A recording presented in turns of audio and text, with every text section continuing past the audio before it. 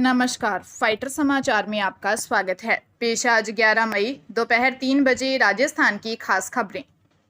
वर्तमान परिप्रेक्ष्य के मद्देनजर Rajasthan state open board Jaipur की ओर से वर्ष 2025 की मुख्य परीक्षाएं आगामी आदेशों तक स्थगित की गई हैं। 21 अप्रैल से जारी परीक्षाओं में 10वीं और 12वीं कक्षाओं के विद्यार्थी शामिल हो रहे हैं। प्रदेश भर में जिला और उपखंड मुख्यालयों पर होने वाली परीक्षाएं 20 मई तक आयोजित होंगी।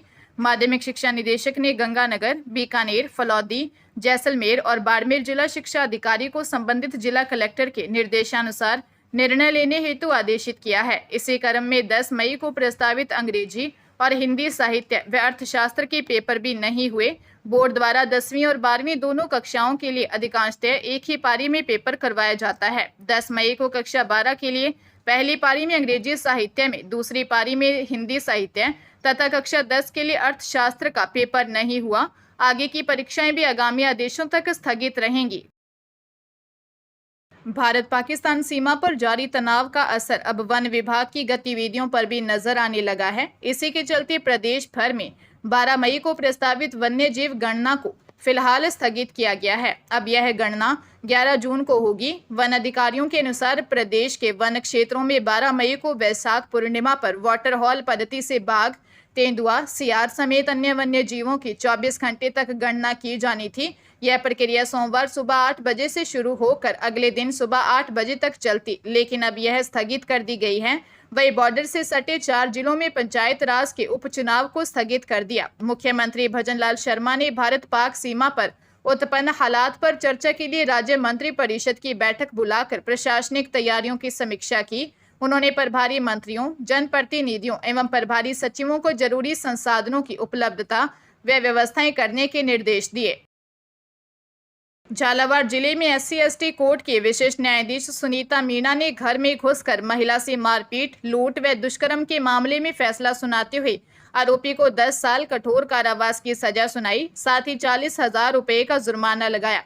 जुर्माना अदा नहीं करने पर 6 माह अतिरिक्त कारावास भुगतना होगा। 20 सितंबर 2022 को SRJ अस्पताल में पीड़िता ने पर्चा बयान दिया कि रात को 10 बजे उसके घर में भूरखेड़ी निवासी गोपाल सौंदिया शराब के नशे में आया और आते ही धक्का देकर उसे नीचे गिरा दिया। इससे उसके पैर में चोट लगने पर वह चिल्लाई तो आरोपी ने उसका मुंह दबा दिया और उसके साथ ज्यादती की। पुलिस ने आरोपी को गिरफ्तार कर कोर्ट में चालान पेश किया। डॉक्टर भीमराव अंबेडकर विधि विश्वविद्यालय जयपुर की ओर से सत्र 2024-25 में प्रवेश लेने वाले LLB प्रथम सेमेस्टर की परीक्षा का समापन 12 मई को होगा। 28 अप्रैल से शुरू हुई परीक्षा में महज शनिवार व 12 मई को होने वाले 2 एग्जाम बाकी हैं। इन्हें यथावत रखा गया है। हालांकि भारत पाकिस्तान के बीच चल रहे तनाव को देखते हुए जोधपुर व श्रीगंगानगर में प्रथम सेमेस्टर की परीक्षा को आगामी आदेश तक के लिए स्थगित किया गया है। संबद्धता प्राप्त बीकानेर समेत प्रदेश के 87 कॉलेज संचालित हैं। इसमें करीब 13,000 परीक्षार्थी शामिल हैं। परीक्षार्थियों को परीक्षा के समय कोई भी फोटो पहचान पत्र मूल रूप से साथ रखने की हिदायत दी गई है। ऐसा न करने पर उन्हें परीक्षा हॉल में प्रवेश नहीं करने दिया जाएगा। वहीं लॉ 2nd और 3rd ईयर तथा LLM 1st व 2nd ईयर के अभी तक फॉर्म ही नहीं निकले हैं। बूंदी जिले में रायथल थाना इलाके के बम्बोरी गांव के पास बूंदी हाईवे पर तेज रफ्तार से आ रही कार ने बाइक सवार पिता पुत्र को जोरदार टक्कर मार दी। 108 एम्बुलेंस से पिता पुत्र को बूंदी हॉस्पिटल ले जाया गया, जहां पिता के इलाज के दौरान मौत हो गई।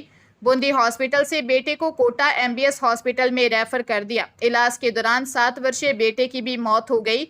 मृतक के भाई गणेश ने बताया कि प्रेम शंकर प्रतिदिन गुमानपुरा से बूंदी जिले के रायथल इलाके अपनी मेडिकल स्टोर पर जाते थे। कल बड़े भाई के साथ उनका बेटा 7 वर्षीय गजानन भी साथ में था। दुकान बंद करके वापस अपने घर गुमानपुरा आ रहे थे।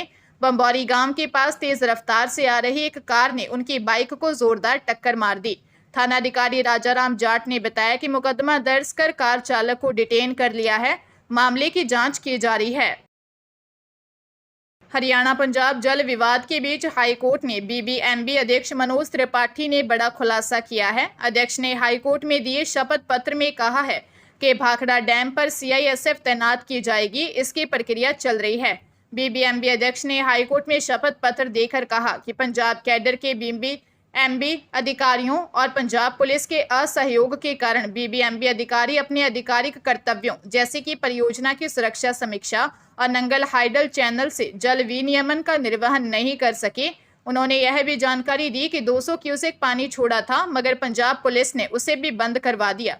गेस्ट हाउस में 2 घंटे बर्बाद किए और भाखड़ा बांध का दौरा नहीं करने दिया। भाखड़ा नंगल डैम से पानी के बंटवारे को लेकर पंजाब हरियाणा के बीच चल रहे विवाद पर हाईकोर्ट ने भी सख्त रुख अपनाते हुए कहा कि पंजाब सरकार यह आश्वासन दे कि हाईकोर्ट का फैसला लागू किया जाएगा, नहीं तो सीएस और डीजीपी को अवमानना का नोटिस जारी किया जाएगा। अब प्रधानमंत्री मातृ वंदना योजना का लाभ लेने के लिए गर्भवती महिलाओं को अलग से फॉर्म भरने की जरूरत नहीं पड़ेगी। दस्तावेजों की कमी या जानकारी देने में गलती के कारण जो महिलाएं योजना से वंचित रह जाती थी, उन्हें अब सीधे फायदा मिलेगा। केंद्र सरकार जल्द ही प्रधानमंत्री मातृ वंदना योजना और राजस्थान के चिकित्सा विभाग के PCTS पोर्टल को एक करने जा रही है। ये पहल सिर्फ राजस्थान में ही नहीं बल्कि पूरे देश में करने की तैयारी है। इसको लेकर प्रधानमंत्री मातृ वंदना योजना के पोर्टल में संशोधन किए जा रहे हैं। प्रधानमंत्री मातृ वंदना योजना के तहत एक महिला को पहले 2 जीवित संतानों के लिए मातृत्व लाभ प्रदान किया जाना है, बशर्ते दूसरी संतान लड़की हो। पहली संतान के लिए PMMVY के तहत 2 किश्तों में 6,500 का मातृत्व लाभ प्रदान किया जाता है। दूसरी संतान लड़की होने पर 6,000 का लाभ जन्म के बाद एक किश्त में प्रदान किया जाता है। Aadhaar, PAN, voter ID, driving licence में नाम, पता, मोबाइल नंबर बदलवाने के लिए लोगों को अब अलग अलग दफ्तरों में चक्कर नहीं काटने होंगे।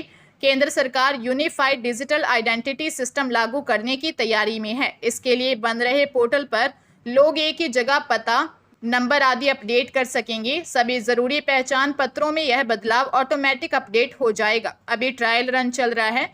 कुछ तकनीकी और कानूनी दिक्कतें थी जिनका निराकरण अंतिम चरण में है।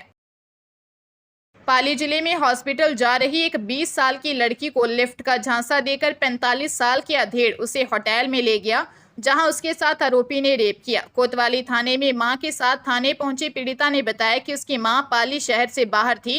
कान दर्द होने पर वह पैदल बांगड़ हॉस्पिटल जा रही थी। इस दौरान रास्ते में उसका परिचित 45 वर्षीय अधेड़ मिला और बोला कि वह हॉस्पिटल ही जा रहा है और लिफ्ट दी, लेकिन हॉस्पिटल नहीं ले जाकर नया बस स्टैंड क्षेत्र के एक होटल में ले जाकर रेप किया और किसी को कुछ भी नहीं बताने की धमकी दी। आरोप है कि बाद में आरोपी उसे वापस उसके घर के पास छोड़ गया। पुलिस ने मामले में कार्रवाई करते हुए आरोपी को गिरफ्तार कर लिया है।